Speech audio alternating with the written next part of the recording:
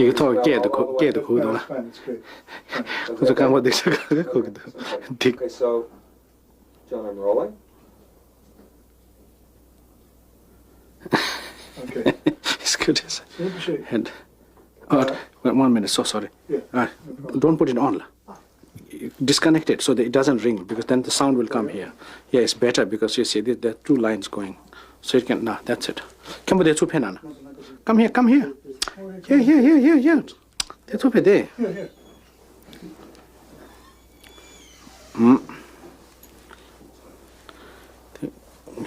또 배터는 깨질 수도 켜보겠다네. No. 이 벽에 translate now. Okay, let's roll.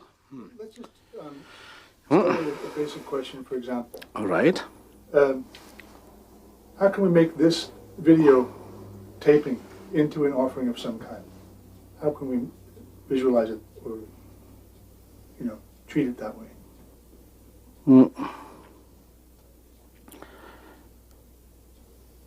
Well, what do you mean exactly? Make an offering? In other words, where is the concept of offering, for example, intrinsic in Buddhism? I think what is important is basically the offering has to begin with a motivation which is important, a clear motivation that it be of benefit. And this motivation is also followed by that whatever is offered has a wisdom behind it, which is important, so that it gives the mind to reflect on the positive side, which is important. And even there is something negative side that is also arising, it is important to also make that as an offering in its absolute sphere of its own innate emptiness. So when you talk about offering, then they are basically, the offering has various different levels depending on the individual's understanding, and also whatever is being offered also has various different levels in which it can be offered. So in the sense of it, basically, whatever is a positive attitude that brings happiness or that brings joy to others, that brings an enlightenment to others by seeing it or hearing or coming in contact with it, then that would be called a good offering. So in the Buddhist tradition, we have... Just interrupting for 1 second. We do have a tendency. Okay, so, in the Buddhist tradition of art, or we have images, we have sound, we have other aspects. How can the moving picture industry or the moving pictures be like a kind of support, for what it was we were talking about before? Support? Yeah. For what? I'm trying to remember.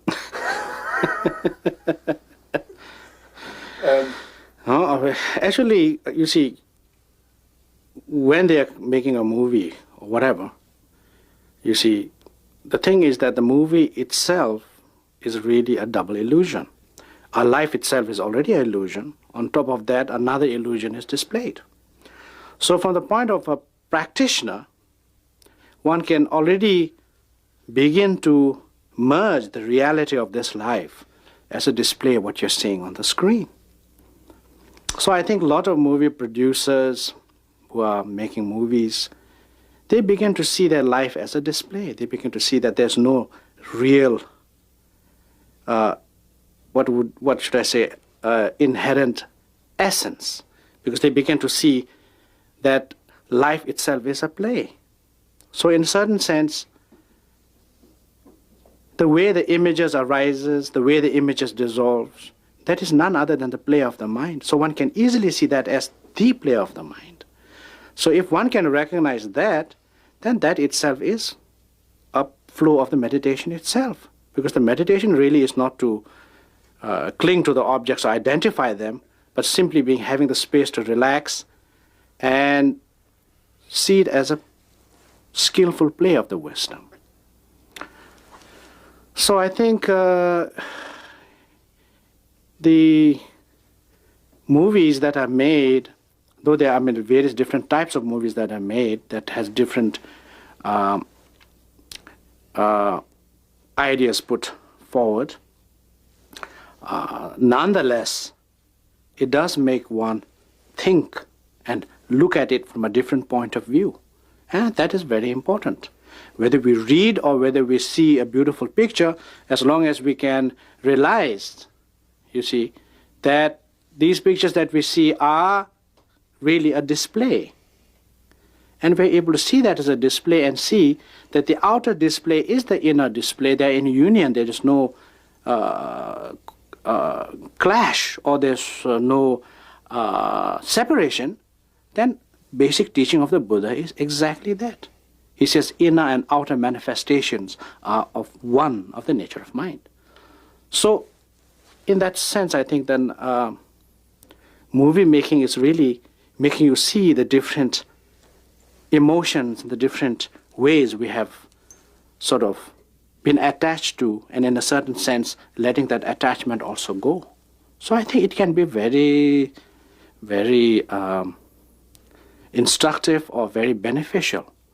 But if you're watching a movie and you're totally engrossed with it and you see that as a reality, then I think it's the opposite, because you're not really beginning to let go. You see, you're simply trying to grasp on it. So from that point of view, then, different producers have different ways of sharing their ideas, or sharing their awareness, or sharing their experiences, and I think it's beautiful. So do you feel that there is some wisdom in the pictures that we're getting in Hollywood now? Oh, there's been a change, yes. And I think there are many, many movies that are coming out which really from the core of the heart is talking about the truth of suffering. And there are also many situations where they are also exposing the different levels the mind can be conditioned, or in another way not being conditioned. It depends. But I think, yes, there are a trend now that some of the movies that are coming are becoming very meaningful, because it's giving out a message. It's giving a message of hope. It's giving a message of changing one's attitude, changing one's situation, whatever the word. So yes, there are good movies coming out.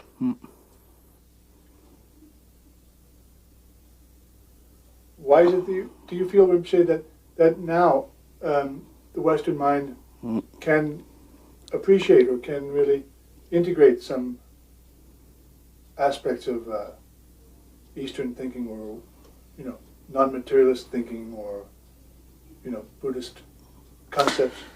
Well, actually, I think the Eastern philosophy really is based on understanding the mind, actually. It's not really from the real essence. When we do look deep into the teachings of the Buddha, it goes beyond the concept of religion, actually. So therefore, it is acceptable to everyone, because everyone has that basic nature of that mind, which is very spacious.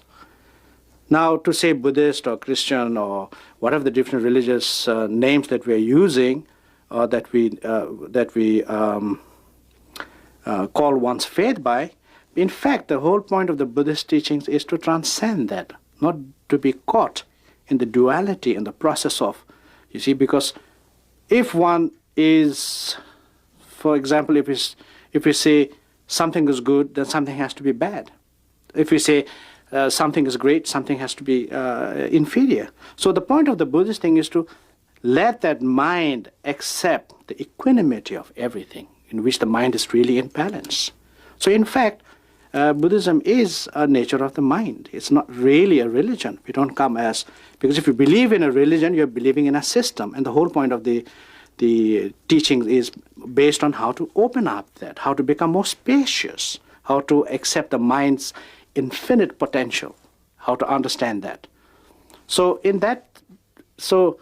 with that, I think that is the reason why now at this time, no matter what religion, no matter from what group you come from, with the Buddhist approach, you begin to see the universal awareness of the mind, and you don't have to necessarily, in Buddhism, give up your faith, give up your belief. It's based on how to go further from that belief, how to go further so that you are not being caught, basically, caught in referring or having a reference to good or bad, or reference to religion or belonging to society or whatever. It helps you to be free from that bondage.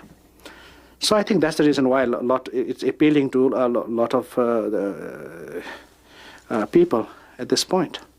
Rinpoche, you expressed the idea that the display of the daily life and the display of appearances as they impress us in our perceptions arises from, emptiness and from wisdom. Mm-hmm. Why is it that you think these Western people, for example, in Hollywood and so forth, who are very involved with sort of the materialistic aspect, are attracted to the Buddhist philosophy? Well, different people have, I suppose, see